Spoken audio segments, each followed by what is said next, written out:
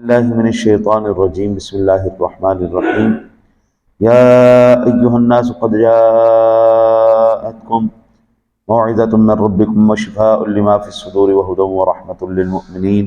اے لوگو، تمہارے پاس تمہارے رب کی طرف سے ایک عظیم نصیحت آ گئی، دلوں کی بیماریوں کی شفا آ گئی اور مؤمنین کے لیے ہدایت اور رحمت ہے۔ قرآن مجید کی ان چار صفات کا نبی اکرم صلی اللہ علیہ وسلم کے منصب نبوت کے ساتھ انتہائی اہم ترین ربط ہے۔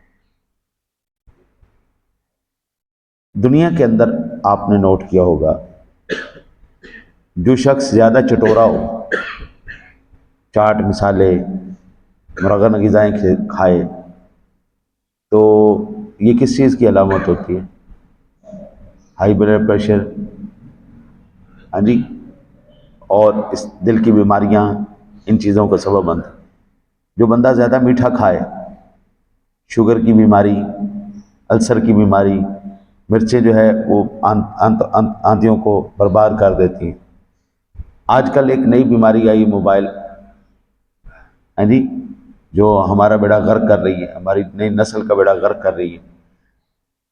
ایک تو وقت تو ضائع ہو رہا ہے، سو ہو رہا ہے، جو دماغی طور پہ ہمارے بچے کمزور ہو رہے ہیں، وہ بڑی خطرناک قسم کی بیماری ہے۔ اور جب وہ بچے سوتے ہیں نا، تو ان کے اپنے جسم کے اوپر ان کا اپنا قابو نہیں رہتا۔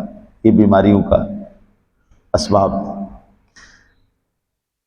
پھر جب یہ معالج کے پاس جاتے ہیں تو معالج کیا کرتا ہے؟ ہائی بلڈ پریشر کے مریض کو، دل کے مریض کو، یورک ایسڈ کے مریض کو، اور دوسرا اللہ آپ کی خیر کرے کولیسٹرول کے مریض کو کہتے ہیں بھئی آپ نے چٹوری چیزیں نہیں کھانی، مسالے، چاٹ، مرچیں، یہ چیزیں بالکل نہیں کھانی، گھی سے پرہیز کرنا ہے۔ یہ تمہارا علاج ہے۔ جو انسان شہوانی لذات کے اندر بندہ ملوث ہو جاتا ہے، آتش سوزاگ، اور جدید میں لفظوں میں کہوں تو ایڈز کا مریض بن جاتا ہے، اپنی جسمانی ساری قوتیں ضائع کر بیٹھتا ہے، تو اس کے لیے پھر اس کو پرہیز کروایا جاتا ہے۔ ایسی اس کو ادویات دی جاتی ہیں جن ادویات کی وجہ سے اس کا خون، اس کی جسمانی قوت جو ہے بحال ہو جائے۔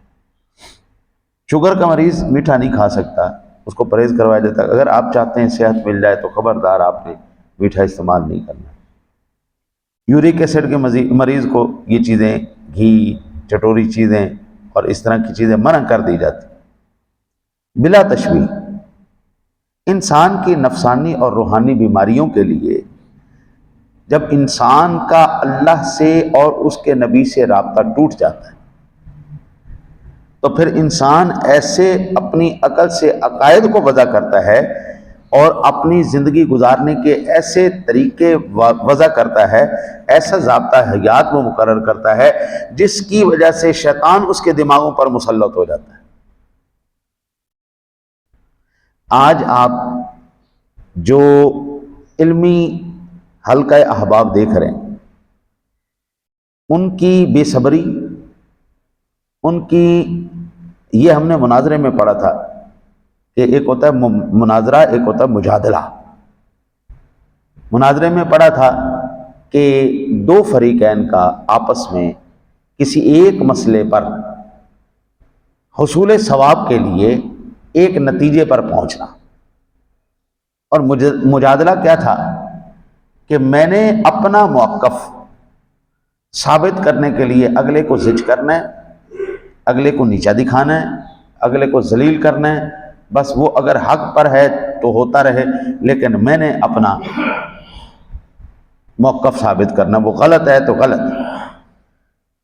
علمی میدانوں میں آج سب سے بڑی بے صبری یہی ہے کہ مجادلے ہو رہے ہیں کو حصول ثواب کے لیے، کسی نتیجے پر پہنچنے کے لیے کوئی بحث نہیں۔ ہمارے عام جو بچے ہیں وہ یہ کہتے ہیں جی مجھے اس بات کا جواب دیں، جی میرا مناظرہ ہو گیا اس کے ساتھ، میرا مناظرہ ہو گیا اس کے ساتھ۔ بھئی جب تمہارا وہ ہم پلہ ہی نہیں ہے، تم اس کے علمی لیول پر نہیں ہو، تم اس مقام پر نہیں ہو، تو تمہارا مناظرہ کیسے ہوگا؟ ایک جاہل کا عالم کا مناظرہ کیسے ہوگا؟ جاہل کے ساتھ مل رہا ہے، علماء سے وہ لے کر اب صحیح طریقے سے اگر لڑنا ہی ہے تو مناظرہ صحیح طریقے سے کیا جائے، لیکن نہیں، اب پھر یہ جو عام روٹین پر ہمیں نظر آتا ہے قرآن کے بالکل برعکس شیطانی عقیدہ کہ وہ ہستیاں جن کو اللہ نے اپنا نائب مقرر کیا ہے وہ تو ہے ہی کوئی نہیں، یہ بالکل شیطانی عقیدہ ہے، بالکل شیطانی عقیدہ۔ اللہ تعالیٰ نے اپنے دین کا مشن چلانے کے لیے حضرات انبیاء کرام اور ان کے اصحاب کو پیدا فرمایا۔ یہ مشن اللہ چاہتا تو آدم علیہ السلام کی ضرورت کیا تھی، انبیاء کرام کی ضرورت کیا تھی، ان کے معاملین کی ضرورت کیا تھی؟ آپ سورہ یاسین شریف پڑھ کے دیکھیں، 3 انبیاء کرام کا ذکر آیا، 3 رسل عظام کا ذکر آیا، پھر ایک ان کے معاون کا ذکر آیا۔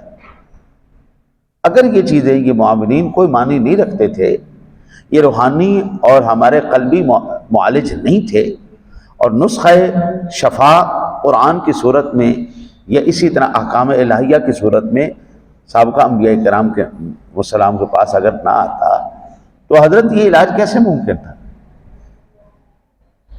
سابقہ انبیاء کرام علیہ السلام جتنے بھی آئے ہیں وہ تمام کے تمام ان شیطانی عقائد کو جو دلوں پر مسلط ہو جاتے ہیں، جو دماغوں پر مسلط ہو جاتے ہیں، ان کو نسخہ شفا جو اللہ کا کلام ہے اس کے ذریعے ختم کرنے کے لیے اور اس کے علاج کے لیے آئے۔ تو میرے آقا جی نبی اکرم صلی اللہ علیہ وسلم نفسانی، روحانی، قلبی امراض کے بھی طبیب ہیں، اور نسخہ شفا اللہ کا قرآن ہے،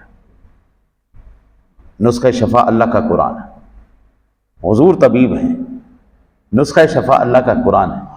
اب یہ حضرت کوئی اس میں شک و شبے والی بات نہیں، اللہ اس بات پر قادر تھا، اپنی ہدایت سب پر نازل کر دیتا، سب کے دلوں میں ڈال دیتا، لیکن اللہ نے اس طرح نہیں کیا، اللہ نے اپنے بندوں کو بیچ میں شامل رکھا ہے۔ اللہ نے اگر آدم علیہ السلام کو پیدا کیا ہے تو کیا اللہ بغیر ماں باپ کے عام انسانوں کو نہیں پیدا کر سکتا؟ اللہ نے اماں حوا کو بغیر ماں کے پیدا کیا ہے تو کیا اللہ تعالیٰ بغیر ماں کے اولاد انسانوں کو نہیں پیدا کر سکتا؟ حضرت عیسیٰ علیہ السلام بغیر باپ کے پیدا ہوئے ہیں تو کیا اللہ تعالیٰ یہ نہیں کر سکتا؟ مرغی بغیر مرغے کے انڈا دے سکتی ہے تو کیا بغیر باپ کے عورت بچہ نہیں جان سکتی تھی؟ سارا کچھ ہو سکتا تھا، لیکن قدرت قانون الہی نہیں ہے نا، اللہ کا قانون نہیں ہے۔ اللہ نے قانون بنایا ہے، بچہ جب بھی پیدا ہوگا ماں باپ کے ملاپ سے پیدا ہوگا، وسیلہ بنا دیا ماں باپ۔ شفا جب بھی حاصل ہوگی طبیب کے ذریعے حاصل ہوگی، خود بخود شفا حاصل نہیں ہوگی۔ اللہ وحدہ۔ پھر اگر کوئی مریض کو مضر اور مخرب اشیاء کے استعمال سے منع کرتا ہے جن سے اصل حیات خطرے میں پڑ جاتی ہیں، جی شوگر کے مریض کو کہتے ہیں خبردار اپنے میٹھے کا استعمال نہیں کرنا، دل کے مریض کو کہتے ہیں خبردار اپنے کولیسٹرول استعمال نہیں کرنا، اگر آپ کریں گے تو آپ کی جان کو خطرہ ہے، آپ مر سکتے ہیں، بالکل نہیں کرنا۔ جو ہارٹ کا پیشنٹ ہو اس کو کہتے ہیں آپ نے بھاری کام نہیں کرنا، اگر آپ زیادہ بھاری کام، آپ نے سٹریس نہیں لینا، آپ نے یہ چیز نہیں کرنی، اگر آپ یہ کریں گے تو آپ کی جان خطرے میں۔ قرآن پاک نے ہمیں یہ مرض جو روحانی اور قلبی مرض ہے اس کا جو سبب ہے وہ ہے شرک اور کفر۔ قرآن نے ہمیں کفر اور شرک کے ارتکاب سے مکمل طور پر، دائمی طور پر ہمیں منع کر دیا، خبردار یہ کام نہیں کرنا ورنہ تمہارے ایمان کی موت ہو جائے گی، تم دوزخ میں چلے جاؤ، کفر و شرک کے اندر نہیں جانا۔ قرآن پاک کے اندر جگہ جگہ اللہ وحدہ لا شریک نے شرک اور کفر سے منع کیا ہے۔ بلکہ میں نے اگلے دن یہ حدیث پاک میں نے عرض کی تھی اور آپ اس بات پر حیران ہو گئے، یہ حدیث پاک سن میرے آقا جی نبی اکرم صلی اللہ علیہ وسلم ایک دفعہ دعا فرما رہے ہیں، اے اللہ، یہ آگے، اللہم انی اعوذ بک من الکفر والفقر وعذاب القبر، الہی میں تیری پناہ لیتا ہوں کفر اور فقیری اور عذاب قبر سے۔ تو حضرت صحابی رسول کہتے ہیں، حضرت بکرہ کہتے ہیں یا رسول اللہ صلی اللہ علیہ وسلم، کیا کفر اور فقر، غریبی، محتاجی ایک برابر ہے؟ فرمایا ہاں ایک برابر ہے۔ فقیری کے اندر، غربت کے اندر بندہ وہ کفریہ کلمات بک جاتا ہے جس سے ایمان اس کا برباد ہو جاتا ہے۔ صرف یہی نہیں کہ آپ بتوں کی پوجا کریں گے تو آپ سے کفر سرزد ہوگا، یہ فقیری بھی آپ کو کفر کے دروازے تک لے جاتی ہے، محتاجی بھی لے جاتی ہے۔ اچھا جی، پھر اسی طرح میرے آقا جی علیہ نبی علیہ السلام اعوذ باللہ من الکفر والدین، آقا جی کفر سے اور دین کہتے ہیں قرضے سے حضور پناہ مانگا کر۔ تو فقال رجل یا رسول اللہ صلی اللہ علیہ وسلم اتعدل الکفر بالدین، یا رسول اللہ کیا کفر اور یہ قرض جو ایک برابر ہیں؟ فرمایا نعم، ہاں۔ کیا تم نہیں جانتے جب بندہ قرضہ لیتا ہے تو جھوٹ بولتا ہے، بندہ قرضہ لیتا ہے تو ہماری زبان میں کہتا ہے گولیاں کراتا ہے، فلمیں کراتا ہے، کل دے دوں گا، پرسوں دے دوں گا، یار آج لے لینا۔ تو حضور فرماتے ہیں یہ کفر اور فقر ایک برابر ہے، کفر اور قرض ایک برابر ہے۔ تو یہ وہ تمام بیماریاں ہیں روحانی جن کی شفا اللہ وحدہ لا شریک نے اپنے محبوب کے ذریعے نسخہ شفا قرآن کے ذریعے عطا فرمائی۔ دوسرا، مریض کو ایسی دوائیں دی جائیں جن کی وجہ سے اس کے خون میں اعتدال پیدا ہو اور خرابی دور ہو جائے، جس کی وجہ سے مرض پیدا ہوا ہے۔ مثلا مریض کے جسم میں جگہ جگہ زخم ہیں جو ٹھیک نہیں ہو رہے۔ جس بندے کے جسم کے زخم ٹھیک نہیں ہوتے، یہ اس بات کی کبھی نشانی ہوتی ہے کہ اس بندے کو شوگر ہے۔ ہم کہتے ہیں کہ یار تیرا زخم ٹھیک نہیں ہو رہا، شوگر ٹیسٹ کرا، شوگر کا مریض ہے تو یہ لازمی تیرا نا زخم ٹھیک نہیں ہو رہا، اس کی وجہ شوگر کنٹرول کرو، کولیسٹرول کنٹرول کرو، تمہاری بیماری ٹھیک ہو جائے گی۔ جب وہ اپنے اعتدال پر آئیں گے زخم ٹھیک ہو جائے گا۔ اسی طرح انبیاء کرام علیہ السلام لوگوں کو ممنوع کاموں کے ارتکاب سے منع کرتے ہیں تو ان کا ظاہر گناہوں سے پاک ہو جاتا ہے، پھر ان کے باطن کی طہارت کا حکم دیتے ہیں جس کو تزکیہ نفس کہتے ہیں۔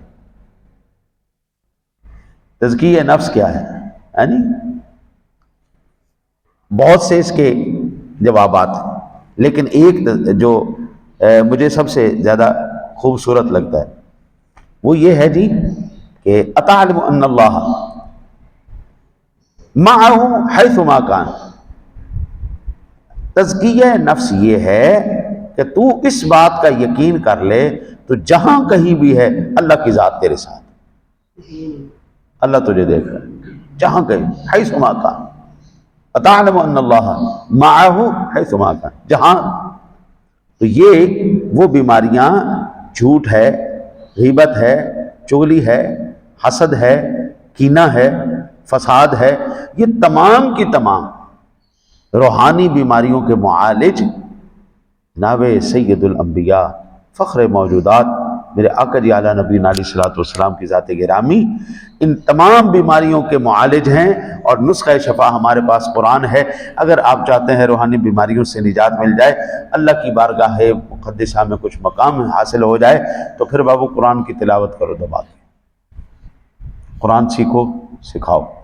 آپ سکھا نہیں سکتے، آپ سیکھ لو۔ قرآن پڑھا نہیں سکتے، آپ پڑھ لیں۔ تلاوت قرآن اس وقت یہ تمام بیماریوں کو علاج ہے۔ اللہ سے دعا کرتے ہیں اللہ تعالیٰ آپ کو مجھے عمل کی توفیق عطا فرمائے۔